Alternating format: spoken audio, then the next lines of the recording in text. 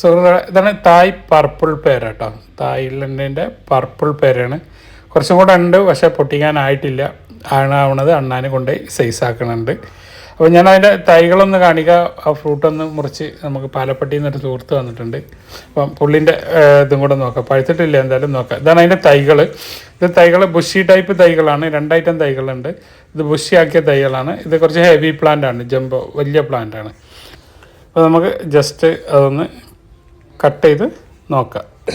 നിങ്ങളവിടെ സ്ഥലം എന്ന് പറഞ്ഞ് പാലപ്പട്ടി എന്നാണ്. എന്തായാലും മുറിക്കി. എന്തായാലും നമുക്കറിയാം അത് കത്തി ഓടുന്നില്ല, പഴുത്തിട്ടില്ല. ഉള്ളോക്കട്ടെ. ഇതാണ് പർപ്പിൾ പേര. ജപ്പാനി അല്ല കേട്ടോ, ഇത് തായ് പർപ്പിളാണ്.